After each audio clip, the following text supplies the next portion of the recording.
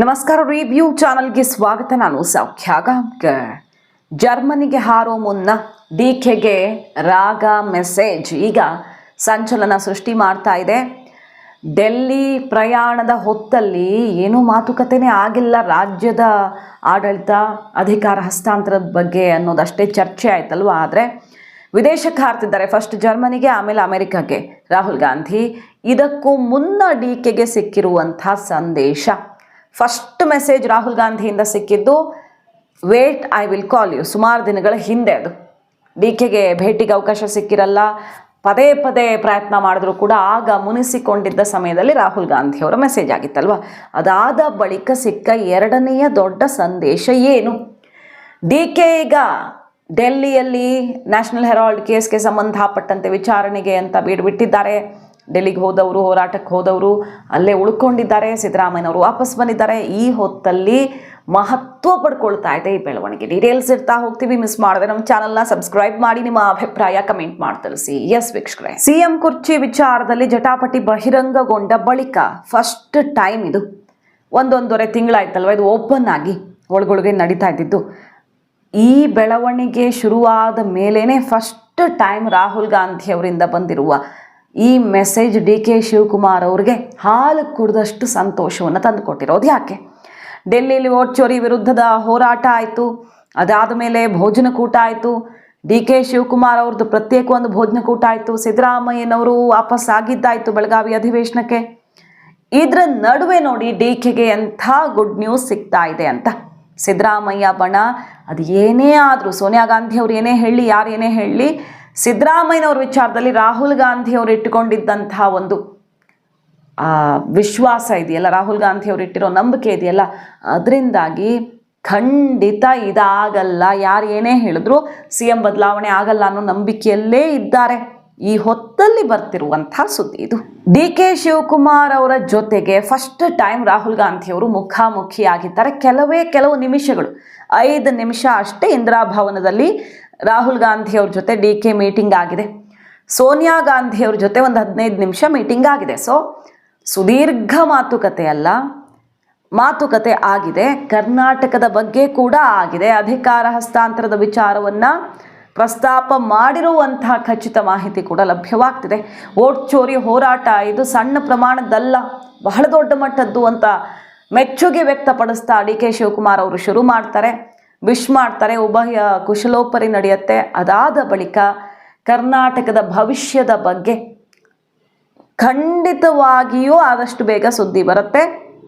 ಆದಷ್ಟು ಬೇಗ ಇದನ್ನು ಇತ್ಯರ್ಥಗೊಳಿಸ್ತೀವಿ ಅನ್ನುವ ಮಾತನ್ನು ರಾಹುಲ್ ಗಾಂಧಿ ಅವರು ಆಡಿರುವಂತಹ ಖಚಿತ ಮಾಹಿತಿ ಬರ್ತಿದೆ. ಈಗ ಜರ್ಮನಿಗೆ ಹಾರ್ತಿದ್ದಾರೆ. ಈಗ ಜರ್ಮನಿಗೆ ಹೋಗ್ಬಿಟ್ರೆ ನೆಕ್ಸ್ಟು 20 ಮೇಲೆ ಅವರು ಅಮೆರಿಕಕ್ಕೆ ಹೋಗ್ಬಿಟ್ರೆ ಈ ಮಂತ್ ಫುಲ್ ರಾಹುಲ್ ಗಾಂಧಿ ಅವರೇ ಸಿಗಲ್ಲ. ಹಾಗಾಗಿ ಡಿಸೆಂಬರ್ ಮುಗೀತು ಅಂತ ನಿಟ್ಟುಸಿರು ಬಿಟ್ಟಿದ್ದ ಸಿದ್ದು ಪಡೆಗೆ ಈಗ ಶಾಕ್. ಫಸ್ಟ್ ಟೈಮ್ ಇದು ಶುರು ಆದ್ಮೇಲೆ ರಾಹುಲ್ ಮತ್ತು ಡಿ ಕೆ ಮುಖಾಮುಖಿಯಾಗಿರೋದು. ಕೆ ಶಿವಕುಮಾರ್ ಅವ್ರಿಗೆ ಸಿದ್ದರಾಮಯ್ಯ ಬಣ, ಸಿದ್ದರಾಮಯ್ಯನವ್ರು ಕೊಟ್ಟಿದ್ದಂತಹ ಮಾತು ಹೈಕಮಾಂಡ್ ಸಮ್ಮುಖದಲ್ಲಿ ಅಂತ ಏನಿದೆಯಲ್ವಾ, ಅದ್ರ ಬಗ್ಗೆ ಸೋನಿಯಾ ಜೊತೆಗೇನೆ ಮಾತಾಡಿದ್ದಾರೆ ಓಪನ್ ಆಗಿ.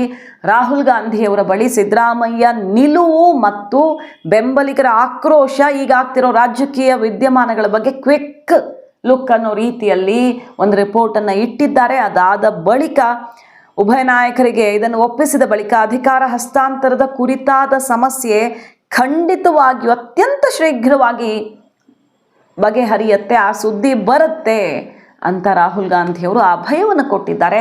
ಈ ಮಾತನ್ನು ಕೇಳಿಸಿಕೊಂಡ ಬಳಿಕ ರಾಹುಲ್ ಗಾಂಧಿ ಅವರು ಖುಷಿಯಾಗಿಯೇ ಕೈ ಕುಲುಕಿದ ಬಳಿಕ, ಹ್ಯಾಂಡ್ ಶೇಕ್ ಮಾಡಿ ಮಾತಾಡಿದ ಬಳಿಕ ಡಿ ಕೆ ಶಿವಕುಮಾರ್ ಅವರ ಮುಖಭಾವವೇ ಬದಲಾಗಿದೆ. ಬಹಳ ಖುಷಿಯಾಗಿ ಆತ್ಮೀಯರ ಜೊತೆಗೆ ಬಹಳ ಲವಲವಿಕೆಯಿಂದ ಡಿ ಕೆ ಶಿವಕುಮಾರ್ ಅವರು ಮಾತಾಡಿದ್ದಾರೆ. ಮತ್ತು ಸೋನಿಯಾ ಗಾಂಧಿ ಅವರಿಂದ ಆ ಅಭಯ ಮತ್ತೊಮ್ಮೆ ನೇರ ಈ ಸಲ ಮುಖಾಮುಖಿ ಭೇಟಿ, ಭೋಜನಕೂಟ ಕೂಡ ಆಯಿತು. ಸಿದ್ದರಾಮಯ್ಯನವರು ಅಲ್ಲಿಗೆ ಹೋಗಿರಲಿಲ್ಲ. ಸಿದ್ದರಾಮಯ್ಯನವ್ರು ಹೋಗೋ ಅಷ್ಟೊತ್ತಿಗೆ ಔತಣಕೂಟ ಫಿನಿಶ್ ಆಗುತ್ತೆ, ಸೋನಿಯಾ ಗಾಂಧಿ ಅವರು ಕೊಟ್ಟಿದ್ದು. ಸೊ ಅವ್ರು ಅಲ್ಲಿಗೆ ಹೋಗಿರಲಿಲ್ಲ. ಅದೇ ಈಗ ದೊಡ್ಡ ಚರ್ಚೆಗೆ ಕಾರಣ ಆಗಿದೆ. ಯಾಕಂದರೆ ಸೋನಿಯಾ ಗಾಂಧಿ ಅವರ ಕಾಲ್ ಬಂದಿತ್ತು ಸಿದ್ದರಾಮಯ್ಯನವ್ರಿಗೆ ಮಂಡ್ಯದ ಕೃಷಿ ಕಾರ್ಯಕ್ರಮದಲ್ಲಿದ್ದಾಗ ಡೆಲ್ಲಿಗೆ ಬನ್ನಿ ಅಂತ ಅನ್ನೋ ಸುದ್ದಿ ಇತ್ತೀಚೆಗಷ್ಟೇ ಗಮನಿಸಿರ್ತೀರಿ ನೀವು. ಆದರೆ ಕೆಲವು ಕಾರ್ಯಕ್ರಮಗಳಲ್ಲಿ ಸಿಕ್ಕಾಕೊಂಡಿದ್ದೀನಿ, ಬ್ಯುಸಿ ಆಗಿಬಿಟ್ಟಿದ್ದೀನಿ, ಬರೋದಕ್ಕೆ ಸ್ವಲ್ಪ ತಡವಾಗುತ್ತೆ ಅಂತ ರಿಪ್ಲೈ ಕೊಟ್ಟಿದ್ರು. ಸೋನಿಯಾ ಗಾಂಧಿ ಅವರಿಗೆ ಸೆಡ್ಡು ಹೊಡೆದಿದ್ರ ಹಾಗಾದರೆ ಸಿದ್ದರಾಮಯ್ಯನವರು ಹೋದರೆ ಮನವೊಲಿಸ್ತಾರೆ ಅನ್ನೋ ಕಾರಣಕ್ಕೆ ಅನ್ನೋ ಚರ್ಚೆ ಆಗಿತ್ತು ಮೊನ್ನೆ ಅಷ್ಟೇ. ಈಗ ನೋಡಿದ್ರೆ ಸೋನಿಯಾ ಗಾಂಧಿಯವರಿದ್ದಂತಹ ಔತಣಕೂಟದಲ್ಲಿ ಸಿದ್ದರಾಮಯ್ಯನವ್ರು ಗೈರಾಗಿದ್ದಾರೆ. ಅಂದರೆ ಅವ್ರು ಹೋಗಿದ್ದಾರೆ, ಲಾಸ್ಟಲ್ಲಿ ಅವರು ಹೋಗೋ ಅಷ್ಟೊತ್ತಿಗೆ ಕಾರ್ಯಕ್ರಮ ಮುಗಿದು ಹೋಗ್ಬಿಟ್ಟಿದೆ ಅಲ್ಲಿ. ಇದು ಗೊತ್ತಿರಲ್ವ ಎಷ್ಟೊತ್ತಿಗಿದೆ ಏನು ಅಂತ. ಸೋನಿಯಾ ಗಾಂಧಿಯವರನ್ನು ಭೇಟಿ ಮಾಡಬೇಕು ಅನ್ನೋ ಉದ್ದೇಶ ಇದ್ದರೆ ಸಿದ್ದರಾಮಯ್ಯನವ್ರು ಖಂಡಿತ ಸರಿಯಾದ ಸಮಯಕ್ಕೆ ಹೋಗ್ತಿದ್ರು. ಇಲ್ಲೆಲ್ಲ ಮುಗಿಸ್ಕೊಂಡು ಹೋಗೋಷ್ಟೊತ್ತಿಗೆ ಲೇಟ್ ಆಯಿತು ಅನ್ನೋದು ಅವರ ಸಮರ್ಥನೆ. ಆದರೆ ಇದು ಉದ್ದೇಶಪೂರ್ವಕವಾಗಿ ಆಗಿದೆಯಾ ಅನ್ನೋ ರೀತಿಯಲ್ಲೂ ಚರ್ಚೆ ಆಗ್ತಿದೆ, ಕುತೂಹಲಕ್ಕೆ ಕಾರಣ ಆಗಿದೆ. DK ಅಲ್ಲಿರ್ತಾರೆ, ಸಿದ್ದರಾಮಯ್ಯನವರು ಇರಲ್ಲ. ಸೊ DK ಶಿವಕುಮಾರ್ ಅವ್ರಿಗೆ ಸೋನಿಯಾ ಗಾಂಧಿಯವರು ನೇರವಾಗಿ ಅಭಯ ಕೊಟ್ಟಿದ್ದಾರೆ. ರಾಹುಲ್ ಗಾಂಧಿಯವರು ಖಂಡಿತ ಅತ್ಯಂತ ಶೀಘ್ರವಾಗಿ ಅದು ಇತ್ಯರ್ಥವಾಗುತ್ತೆ ಅನ್ನೋ ಮಾತನಾಡಿದ್ದಾರೆ. ಸೊ ಎರಡೂ ಕಡೆಯಿಂದ ಪಾಸಿಟಿವ್ ರೆಸ್ಪಾನ್ಸ್ ಬಂದಿದೆ ಅನ್ನುವ ಖುಷಿಯಲ್ಲಿ ಆಮೇಲೆ ಹೋಗಿ ಸುರ್ಜೇವಾಲಾ ಅವ್ರನ್ನ ಭೇಟಿ ಆಗ್ತಾರೆ. ಮೀಡಿಯಾಗೇನು ಹೇಳ್ತಾರೆ DK ಶಿವಕುಮಾರ್ ಅವರು, ಏನೇನು ಮಾತುಕತೆ ಆಗಿದೆ ಅನ್ನೋದನ್ನೆಲ್ಲ ಓಪನ್ ಆಗಿ ಹೇಳೋಕ್ಕಾಗಲ್ಲ. ಖಂಡಿತ ಎಲ್ಲದ್ರ ಬಗ್ಗೆನೂ ಮಾತುಕತೆ ಆಗೇ ಆಗುತ್ತೆ. ಪ್ರತ್ಯೇಕ ಮೀಟಿಂಗ್ನ ಬಗ್ಗೆ ನಾನು ಶೇರ್ ಮಾಡಲ್ಲ ಮೀಡಿಯಾದ ಮುಂದೆ ಇನ್ಫಾರ್ಮೇಷನನ್ನು, ಅದನ್ನು ಇನ್ನೊಂದು ದಿನ ಹೇಳ್ತೀನಿ. ಪ್ರತ್ಯೇಕ ಮೀಟಿಂಗ್ ಬಗ್ಗೆ ಇನ್ನೊಂದು ದಿನ ಹೇಳ್ತೀನಿ ನಿಮಗೆ ಅಂತ ಹೇಳುವ ಮೂಲಕ ಖುಷಿಯಾಗಿ ನಗುಮುಖದಲ್ಲಿಯೇ ತೆರಳುತ್ತಾರೆ DK ಶಿವಕುಮಾರ್ ಅವರು. DK ಕ್ಯಾಂಪ್ ಈಗ ತಾವಂದುಕೊಂಡಂತೆ ರಾಹುಲ್ ಗಾಂಧಿಯವರು ಕೂಡ ಕನ್ವಿನ್ಸ್ ಆಗಿದ್ದಾರೆ ಅನ್ನುವಂಥ ಸಂಭ್ರಮದಲ್ಲಿದ್ದಾರೆ. ಯಾಕಂದರೆ ರಾಹುಲ್ ಗಾಂಧಿಯವರಿಗೆ ಈ ಸಲ ರಿಪೋರ್ಟ್ ಇಟ್ಟಿರೋದು, ಅವ್ರು ಯಾರನ್ನು ನಂಬುತ್ತಾರೋ ಅವರು. ಜೈರಾಮ್ ರಮೇಶ್ ಅವರು, ಮಾಧ್ಯಮ ವಿಭಾಗದ ಪ್ರಮುಖರಾದಂಥ ಜೈರಾಮ್ ರಮೇಶ್ ಅವರು ಮತ್ತು ಪವನ್ ಖೇರ್ ಅವರೆಲ್ಲ ರಾಹುಲ್ ಗಾಂಧಿಯವ್ರಿಗೆ ಇತ್ತೀಚೆಗೆ ಒಂದಿಷ್ಟು ರಿಪೋರ್ಟ್ಸನ್ನು ತೊಗೊಂಡು ಹೋಗಿ ಕೊಟ್ಟಿದ್ದಾರೆ. ಸುರ್ಜೇವಾಲಾ ಅವ್ರ ರಿಪೋರ್ಟ್ ತೊಗೊಂಡು ಹೋದರು, ಅವರು DK ಪರ ಅಂತ ಆಗುತ್ತೆ. ಇನ್ನೊಬ್ಬರು ಒಪಿನಿಯನ್ ಹೇಳ್ತಾರೆ, ಶಾಸಕರು ಹೋಗ್ತಾರೆ ಸಿದ್ದರಾಮಯ್ಯನವ್ರ ಪರ ಬ್ಯಾಟ್ ಮಾಡ್ತಾರೆ, ಇವರು ಅವ್ರವ್ರ ನಾಯಕರ ಪರವಾಗಿ ಬ್ಯಾಟ್ ಬೀಸ್ತಾರೆ. ಆದರೆ ಇತ್ತೀಚಿನ 1.5 ತಿಂಗಳ ಕಂಪ್ಲೀಟ್ ರಿಪೋರ್ಟನ್ನು ಪವನ್ ಖೇರ್ ಮತ್ತು ಜೈರಾಮ್ ರಮೇಶ್ ಅವರು ಇಬ್ಬರು ಸೀನಿಯರ್ಸು, ಯಾರ ಕಡೆಗೂ ಬ್ಯಾಟ್ ಬೀಸುವಂಥ ನಾಯಕರಲ್ಲ, ಪಕ್ಷದ ಪರವಾಗಿ ನಿಂತಿರೋ ನಾಯಕರು, ಪೇಪರ್ ರಿಪೋರ್ಟ್ಸು ಮತ್ತು ಎಕ್ಸ್ಪರ್ಟ್ಸ್ ಅಭಿಪ್ರಾಯ ಯಾವ ರೀತಿ ಇದೆ ಈಗ ಅನ್ನುವಂಥದ್ದನ್ನು ಆಧಾರವಾಗಿ ಇಟ್ಕೊಂಡು ರಾಹುಲ್ ಗಾಂಧಿಯವರ ಮುಂದೆ ಇಟ್ಟಿದ್ದಾರೆ ವಿಚಾರವನ್ನು. ಪೇಪರ್ ರಿಪೋರ್ಟ್ಸು ಯಾರು ಬೇಕಾದರೂ ಸೃಷ್ಟಿ ಮಾಡಿಸ್ಬೋದು, ಆದರೆ ಹೇಗಿದೆ ವಿಶ್ಲೇಷಣೆ? ಇತ್ತೀಚಿನ ದಿನಗಳಲ್ಲಿ ಖರ್ಗೆಯವರು AICC ಅಧ್ಯಕ್ಷರಾಗಿದ್ದಾರೆ ಕರ್ನಾಟಕದಲ್ಲಿ. ಸಿದ್ದರಾಮಯ್ಯನವ್ರಿಗೆ ರಿಟೈರ್ಮೆಂಟ್ ಏಜ್ ಬಂತು. ಸೊ ಕರ್ನಾಟಕದಲ್ಲಿ ಕಾಂಗ್ರೆಸ್ನ ಭವಿಷ್ಯ ಅಂತ ಬಂದಾಗ DK ಶಿವಕುಮಾರ್ ಅವ್ರನ್ನ ಕರ್ಕೊಂಡು ಬರೋದು ಎಷ್ಟು ಇಂಪಾರ್ಟೆಂಟ್ ಅನ್ನುವಂಥ ಅಭಿಪ್ರಾಯವನ್ನು ಯಾವ ರೀತಿ ಪಕ್ಷಾತೀತವಾಗಿ ವಿಶ್ಲೇಷಣೆ ಮಾಡುವಂಥವ್ರು ಮತ್ತು ಕಾಂಗ್ರೆಸ್ ಹಿತವನ್ನು ಬಯಸುವಂಥವರು ಎಕ್ಸ್ಪೆಕ್ಟ್ ಮಾಡ್ತಿದ್ದಾರೆ ಅನ್ನುವ ರಿಪೋರ್ಟನ್ನು ಜೈರಾಮ್ ರಮೇಶ್ ಅವರೇ ರಾಹುಲ್ ಗಾಂಧಿ ಅವರ ಎದುರಿಟ್ಟಿದ್ದಾರೆ.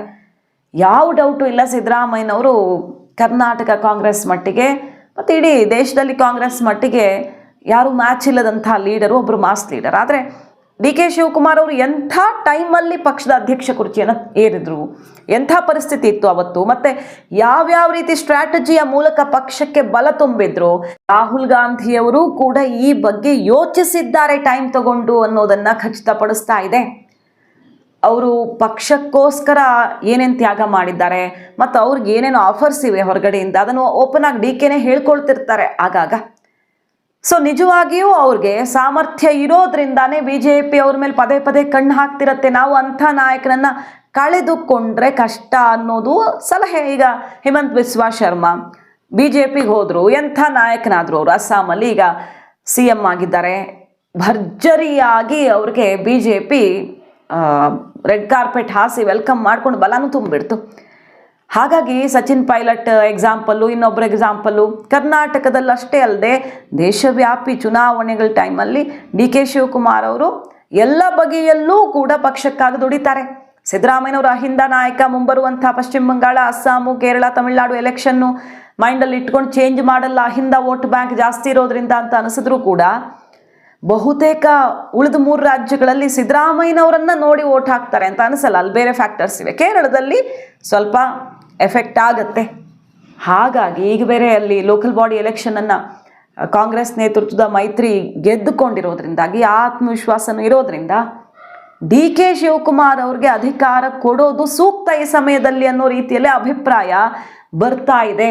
ಅದನ್ನು ಸೀನಿಯರ್ಸು ರಾಹುಲ್ ಗಾಂಧಿ ಅವರ ಎದುರು ರಿಪೋರ್ಟ್ ಇಟ್ಟಿದ್ದು. ಈಗ DKಗೆ ಪೂರಕವಾದ ವಾತಾವರಣ ಅದು ಸದ್ಯ ಅಧಿವೇಶನದ ಸಮಯದಲ್ಲೇ ನಿರ್ಧಾರ ಆಗುತ್ತೆ ಅಂತಿದ್ದಂಥ DK ಬಣಕ್ಕೆ ಈಗ ಖುಷಿ ಕೊಡ್ತಿರುವಂತಹ ಸಮಾಚಾರ. ಫಸ್ಟ್ ಟೈಮ್ ರಾಹುಲ್ ಗಾಂಧಿಯವರು ಶೀಘ್ರವಾಗಿ ಇತ್ಯರ್ಥ ಆಗುತ್ತೆ ಅನ್ನೋ ಮೆಸೇಜನ್ನು DKಗೆ ಕೊಟ್ಟಿರೋದ್ರಿಂದ ಸಾಮಾನ್ಯವಾಗಿ ಸೋನಿಯಾ ಗಾಂಧಿಯವರು ಮಧ್ಯೆ ತಲೆ ಹಾಕಲ್ಲ. ಸೋನಿಯಾ ಗಾಂಧಿಯವರೇ ಇಂಟ್ರೆಸ್ಟ್ ತೋರಿಸ್ತಿದ್ದಾರೆ ಅಂದ ಮೇಲೆ ಅವ್ರು ಅಂದುಕೊಂಡಿದ್ದಾಗದೆ ಅವರು ಬಿಡಲ್ಲ. ಯಾಕಂದರೆ ಇದು ಭವಿಷ್ಯದ ಪ್ರಶ್ನೆ ಅನ್ನೋ ಕಾರಣಕ್ಕೇನೆ ಕರ್ನಾಟಕದ ವಿಚಾರದಲ್ಲಿ ಅವರು ಕ್ರೈಸಿಸ್ ಇದು ಮೇಜರ್ ಅಂತ ಬಂದಿರೋದು. ಇತ್ತೀಚಿನ ದಿನಗಳಲ್ಲಿ ಯಾವುದ್ರಲ್ಲೂ ತಲೆ ಕೆಡಿಸ್ಕೊಳ್ತಿಲ್ಲ ಅವರು. ರಾಹುಲ್ ಗಾಂಧಿ ಅವ್ರಿಗೆ ಸಂಪೂರ್ಣವಾಗಿ ಬಿಟ್ಟೇ ಬಿಟ್ಟಿದ್ದಾರೆ. ಹಾಗೂ ಕರ್ನಾಟಕದ ವಿಚಾರದಲ್ಲಿ ಮಧ್ಯಸ್ಥಿಕೆ ವಹಿಸಿದ್ದಾರೆ ಅಂದರೆ ಅರ್ಥ ಸೋನಿಯಾ ಗಾಂಧಿಯವರ ಅಭಿಪ್ರಾಯದಂತೆ ಈ ಬೆಳವಣಿಗೆ ಆಗಲಿದೆ ಅನ್ನುವಂಥ ಸುಳಿವೇ ಈಗ ಸಿದ್ದು ಬಣವನ್ನು ಕಂಗಾಲಾಗುವಂತೆ ಮಾಡಿದೆ. ಪ್ಲಾನ್ A B ಅಂತ ಸಿದ್ದು ಟೀಮ್ ಕೂಡ ಈಗ ಇದನ್ನು ಟ್ಯಾಕಲ್ ಮಾಡೋದಕ್ಕೆ ಪ್ರಯತ್ನ ಶುರು ಮಾಡಿರೋದು. ದಲಿತ CM ಅಸ್ತ್ರ ಉರುಳಿಸೋದು, ಮತ್ತು ಸತೀಶ್ ಜಾರಕಿಹೊಳಿ ಅವರ ಬೆನ್ನಿಗಿರೋ ಶಾಸಕರು ಎದ್ದು ಹೊರಟ್ರೆ ಏನಾಗಬಹುದು ಸರ್ಕಾರಕ್ಕೆ, ಇದನ್ನು ನಾವು ನಿಮ್ಮ ಮುಂದೆ ಇಟ್ಟಿದ್ವಿ ಬಹಳ ದಿನಗಳ ಹಿಂದೆನೆ. ಏನಾಗಬಹುದು ಸರ್ಕಾರಕ್ಕೆ ಅನ್ನೋ ಮೆಸೇಜನ್ನು ಹೈಕಮಾಂಡ್ಗೆ ತಲುಪಿಸುವ ಪ್ರಯತ್ನ ಮಾಡೋದು. ಇದೆಲ್ಲ ಯಾಕೆ ಜೋರಾಗಿದೆ ಅಂದರೆ ರಾಹುಲ್ ಗಾಂಧಿಯವರನ್ನೂ ಕೂಡ ಸೀನಿಯರ್ಸೇ ಈ ಬಗ್ಗೆ ಕನ್ವಿನ್ಸ್ ಮಾಡಿದ್ದಾರೆ. ಸಮಾವೇಶದಲ್ಲಿ ಭಾಗಿಯಾಗೋಕ್ಕಿಂತ ಮುಂಚೆ ಭಾಗಿಯಾಗಿದ್ರಿ, ಹೈಕಮಾಂಡ್ ಕೂಡ ಭೇಟಿಯಾಗಿದ್ರಿ, ಸೋನಿಯಾ ಗಾಂಧಿ, ರಾಹುಲ್ ಗಾಂಧಿ ಎಲ್ಲರೂ ಕೂಡ ಭೇಟಿಯಾಗಿದ್ರಿ. ಖಂಡಿತ ನಾನು ಹೋದ್ಮೇಲೆ ನನ್ನ ನೋಡಿದ ತಕ್ಷಣ ಅವ್ರಿಗೆಲ್ಲ ಅರ್ಥ ಆಗ್ತದಲ್ಲ. ನನ್ನ ಭೇಟಿ ಮಾಡ್ತಾರೆ, ನನಗೆ ಕುಶಲ ವಿಚಾರಿಸ್ತಾರೆ. ಇದೆಲ್ಲ ನಮ್ಮ ಸೌಹಾರ್ದದ ಭೇಟಿಗಳೆಲ್ಲ ಇರ್ತದೆ, ಪರ್ಸನಲ್ ಭೇಟಿ ಏನಿಲ್ಲ.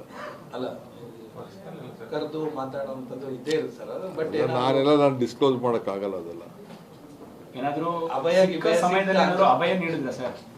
ನಾನು ಅದೆಲ್ಲ ಹೇಳಕ್ಕೆ ನನಗಂತೂ ಅವಶ್ಯಕತೆ ಇಲ್ಲ. ಈಗ ತುಂಬಾ ದಿನ ಆದ್ಮೇಲೆ ಭೇಟಿಯಾಗಿದ್ರಿ ಸೋನಿಯಾ ಗಾಂಧಿ ಅವರು, ತುಂಬಾ ದಿನ ಆದ್ಮೇಲೆ ಭೇಟಿಯಾಗಿದ್ರಿ. ಲೋಕಸಭಾ ಚುನಾವಣೆಗಿಂತ ಮುಂಚೆ ಒಂದ್ಸರಿ ಭೇಟಿಯಾದವರು. ಅವೆಲ್ಲ ಸುಳ್ಳು. ನಾನು ಹೇಳ್ಕೊಳ್ಳಲ್ಲ ಅಷ್ಟೇ, ನಾನು ಭೇಟಿಗೆಲ್ಲ ಹೇಳ್ಕೊಳ್ಳೋದು. ತುಂಬಾ ದಿನ ಆದ್ಮೇಲೆ ಭೇಟಿಯಾಗಿರೋದ್ರಿಂದ ವಿಶೇಷ ಕೂಡ ಭಾಗಿಯಾಗಿದ್ರಿ. ಸರ್, ಈ ಭೇಟಿಯಲ್ಲಿ ಒಂದು ಅಭಯ ಸಿಕ್ಕಿದೆ, ಸಮಸ್ಯೆ ಆದಷ್ಟು ಬೇಗ ಸಾಲ್ವ್ ಆಗುತ್ತೆ ಅನ್ನೋ ತರದಲ್ಲಿ ಒಂದು ಭರವಸೆ ಸಿಕ್ಕಿದೆ ಅಂತ. ನಿಮ್ದೇನೇನು ಅರ್ಥ ಇದೆಯೋ ಗೊತ್ತಿಲ್ಲ. ನನಗೆ ಸಮಸ್ಯೆನೇ ಇಲ್ವಲ್ಲ, ಅದಕ್ಕೆ ಯಾಕೆ ನೀವು ಸಮಸ್ಯೆ ಮಾಡ್ಕೊಳ್ತಾ ಇದ್ದೀರಿ? ಏನು ಸಮಸ್ಯೆ?